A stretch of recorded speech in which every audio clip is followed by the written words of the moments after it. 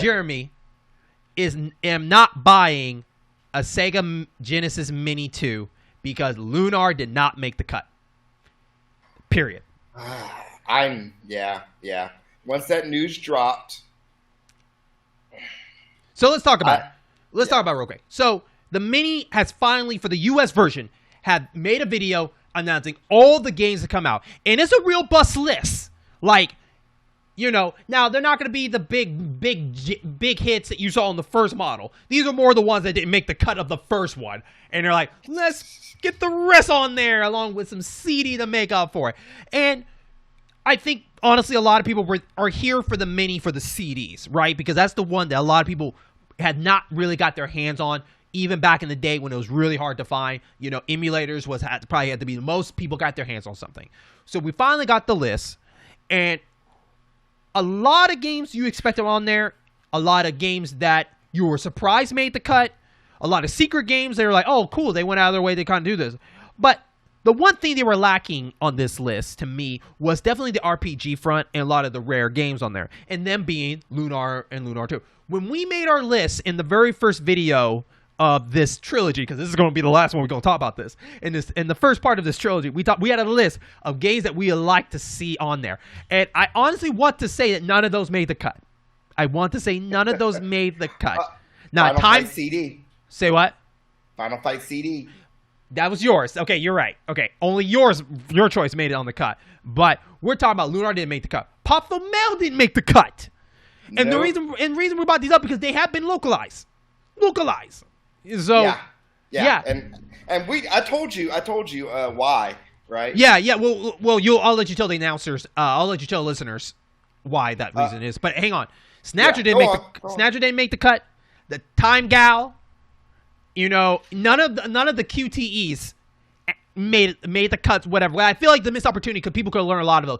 There was not a lot of FMV ones. You had only like Night Trap, and honestly, I think Night Trap was the only FMV ones. Or if you want to count the one game on there, when I saw that game on the list, Jerron, you called it, and I called it too. I was like, they're gonna put this game on here just because it's just there. It's there because that game is so terrible that it made such an iconic moment for that, and that is freaking Sewer Sharks. How dare you put Sewer Sharks on this thing? And you know why you did it. Because it was your other FMV game. Yeah, that's what I was going to say. That's the only other one. But they did it because that game is just iconic of crappiness for the CD. And a lot of people got burned for that game. But they're like, let's put it on there because they asked to. But 2 Echo the Dolphin games on Sega CD. 2. So you know what I think? I think one or both of those slots that had Echo the Dolphin on there, those would have been taken up by the Lunar games. Which have been fine. If Victor Ireland of Working Designs, or formerly of Working Designs, played ball. He did. The rumor, word around the campfire is, he did not want to accept the flat fee payment Sega was offering for the localizations of Lunar 1 and 2, and maybe even Popful Mail, because Working Designs did that too. Mm-hmm.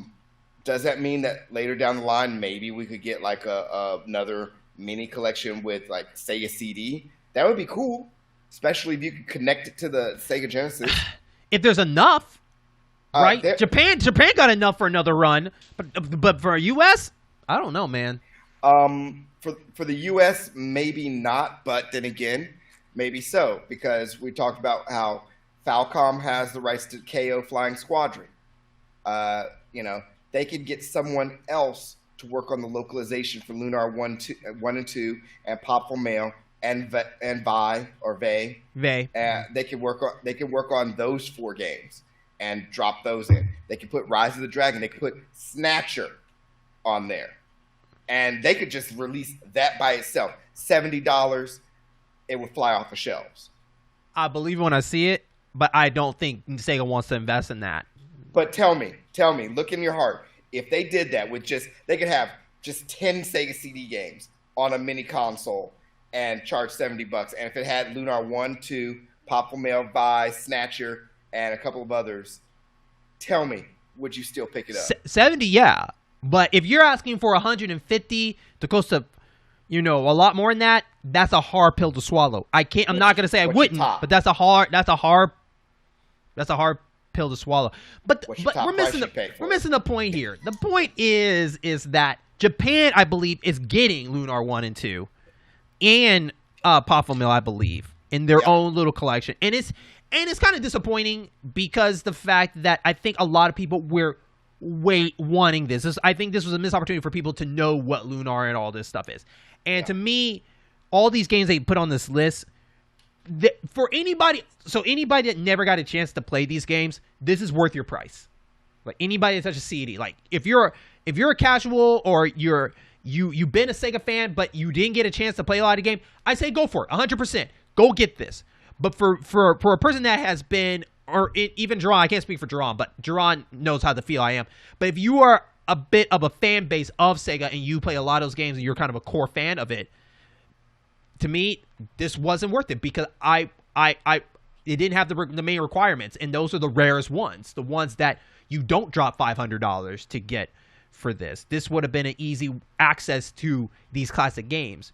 And even though you have this idea, doesn't mean that it would happen either. That means they're just still in this rare zone, still costing so much high, where scalpers or people still have it. So disappointing. But I didn't ask you this, Jerron. Are you still going to get it through, even though those are not making the cut? I am not going to drop my pre-order. Okay. I am going to get it. I'm going to hold on to it. And as soon as some opportunities arise, and I'll